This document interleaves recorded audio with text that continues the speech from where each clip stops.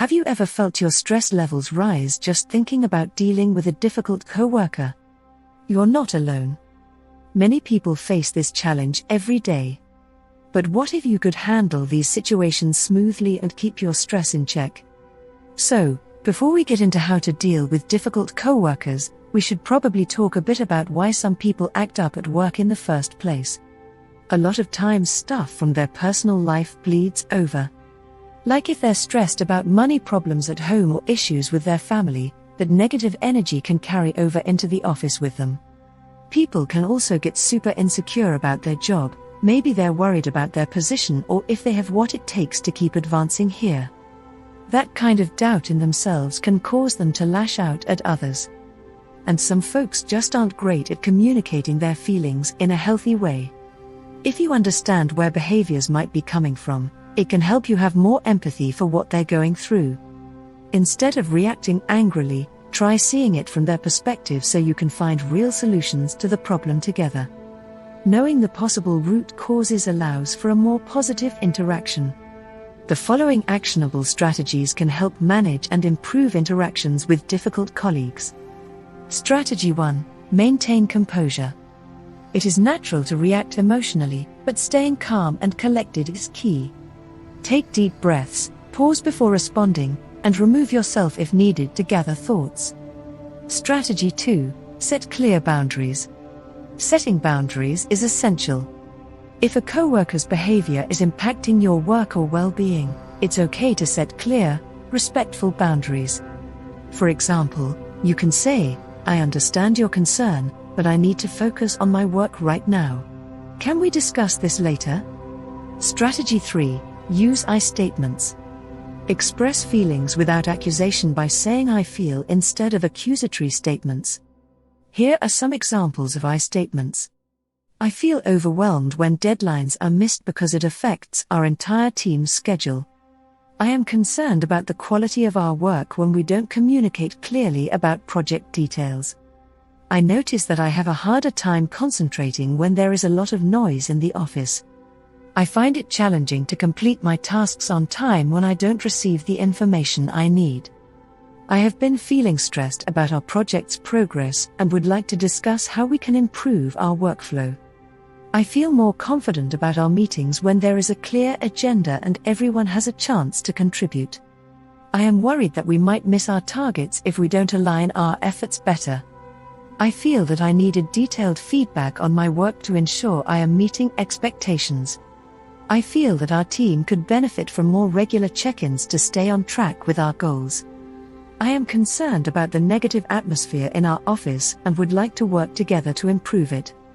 Using I statements helps to express your feelings and needs without making the other person feel attacked, which can lead to more productive and positive interactions. Strategy 4. Understand other perspectives. If you're dealing with difficult coworkers, it's really important to try and understand where they're coming from. Asking open-ended questions for them to explain their thoughts and feelings about stuff is a good idea. For example, you could say something like, "Can you tell me more about what concerns you with this project?" Or "What do you think we can do to work better together?" Asking like that shows you care about their perspective. Not only does it give you good insight into why they act the way they do, it also builds respect and teamwork. Strategy 5. Focus on solutions. Shift from problems to collaboratively brainstorming improvements, turning negatives into productivity. Communication techniques. Being able to communicate well is really important. Some advanced things you can do include really listening to what the other person says, being direct but also respectful about what you want, and paying attention to things like body language. A lot of times what isn't said can be just as important as the words. If you do all that, it can really help things go a lot better when you talk. You hit the nail on the head. Communication is huge for working through problems. Want to hear some more advanced ways of talking to each other that could help out? Active listening. Active listening is all about really focusing on the other person when they're talking. You got to pay attention to what they're saying so you can understand their point of view. Nod your head sometimes, look them in the eye, and don't butt in before they're done. Assertive communication.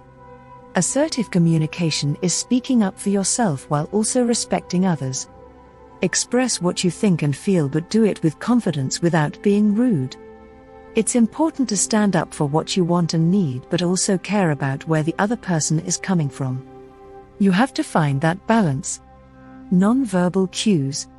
So, in conversations at work, you definitely want to pay attention to things like body language, facial expressions, and tone of voice.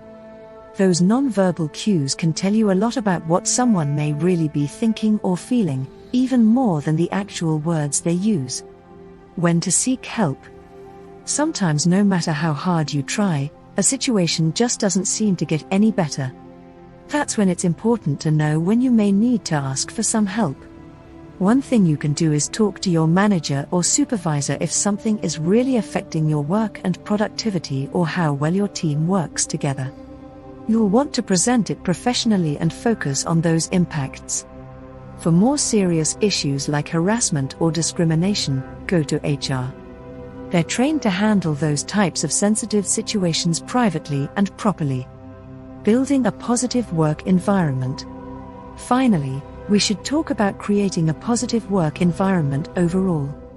A lot of times, preventing problems is the best solution. One way to do that is by encouraging open communication where people feel comfortable being honest.